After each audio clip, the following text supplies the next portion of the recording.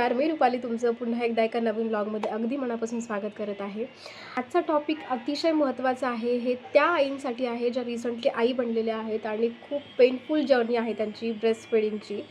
तर त्यांच्यासाठी हा खूप युजफुल असणार आहे. सो चॅनलवरती नवीन असाल तर चॅनलला अगोदरच सबस्क्राईब करा आणि व्हिडिओ शेवटपर्यंत नक्की बघा. आज आपण कंपेअर करणार आहोत ॲटोमॅटिक ब्रेस्ट फिडिंग पंप आणि manual breast feeding pump. So I have both. मी दोन्हीही यूज केलेले आहेत. सो त्यामुळे मी तुम्हाला हा क्लिअरली सांगू शकते की कुठला बेस्ट आहे. तर डिस्कशन करण्याच्या आधी मी तुम्हाला सांगणार आहे की पहिले तर आपण जर काही गरज असेल तरच ब्रेस्ट फिडिंग पंप यूज करा, अदरवाईज यूज करू नका. तर मी काय यूज करत होते कारण मला खूप पेन म्हणजे मला खूप त्रास झालेला आहे सुरुवातीपासून.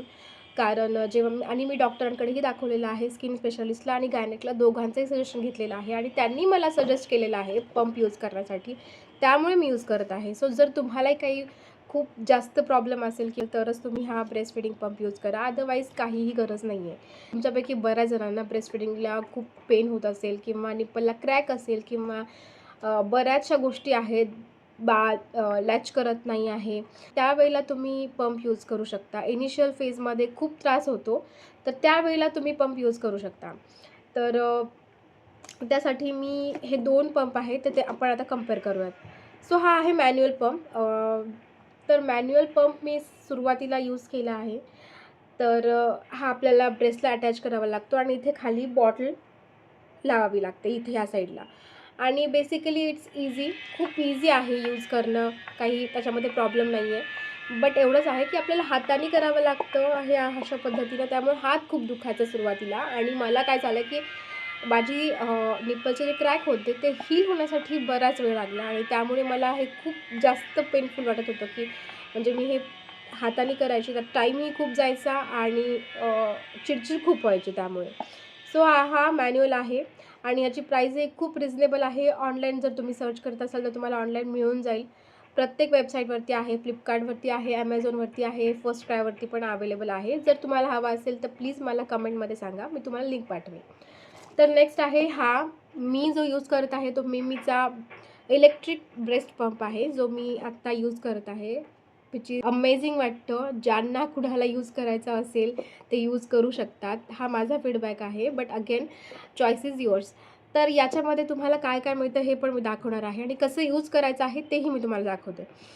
तर या बॉक्समध्ये तुम्हाला मिळणार आहे हे मशीन, ज्यासोबत हे अटॅच असणार आहे. ओके, तर ही मशीन आहे आणि ह्याला तुम्हाला हे असं अटॅच आहे. इथे तुम्हाला हे ब्रेसला अटॅच करायचं असतं आणि त्यानंतर तुम्हाला इथे यासोबत तुम्हाला बॉटलसुद्धा मिळणार आहे. आणि तर ही बॉटल आहे, तुम्हाला इथे अटॅच करायची आहे अशी.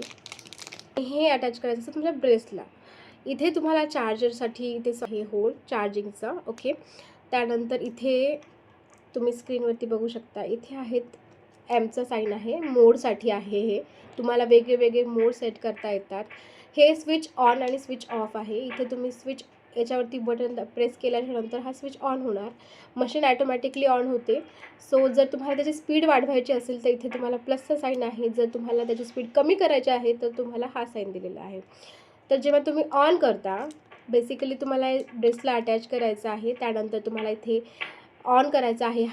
हा बटन दाबायचा आहे. ओके, इथे प्रेस करायचा आहे. त्यानंतर तुम्ही त्याची स्पीड वाढवू शकता, इन्क्रीज करू शकता किंवा कमी पण करू शकता. इथे मोड्स आहेत.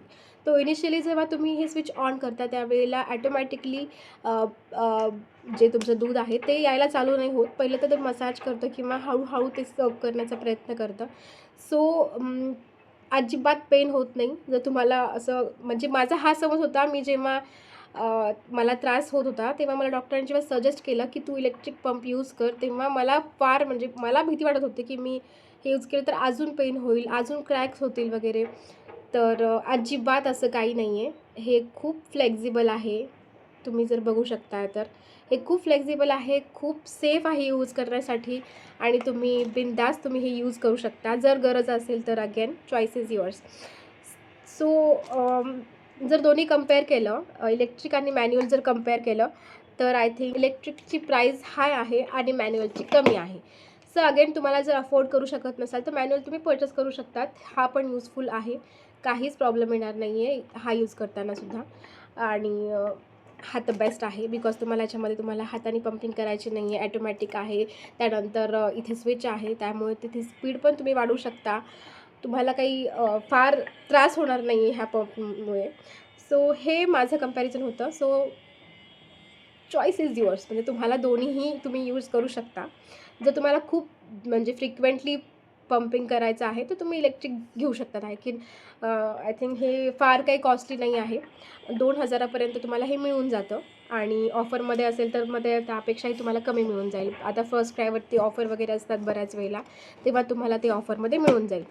आणि प्लस एक ॲडव्हान्समध्ये तुम्हाला मी सांगते की जर तुम्हाला निप्पलला क्रॅक आला किंवा ड्रायनेस येते, आता थंडी चालू झालेली आहे आणि निप्पलला क्रॅक वगैरे आला असेल किंवा काही त्रास होत असेल, तर तुम्ही ही निप्पल बटर क्रीम आहे जी तुम्हाला म्हणजे मी सजेस्ट करू शकते, तुम्ही यूज करू शकता. जर फार त्रास होत नसेल, पंप यूज करायची गरज नाही आहे, फक्त थोडंफार ड्रायनेस असेल तर तुम्ही ही क्रीम यूज करू शकता. तर लव लॅबची ही क्रीम आहे, निप्पल बटर क्रीम. तुम्ही ही यूज. सो मध्येच माझी बेबी उठलेली आहे आणि आजचा टॉपिक हा इथेच मी एंड करते आहे. आय होप तुम्हाला व्हिडिओ आवडला असेल आणि जे कोणी चॅनलवरती नवीन असाल प्लीज चॅनलला सबस्क्राईब करायला विसरू नका. व्हिडिओ लाईक करा.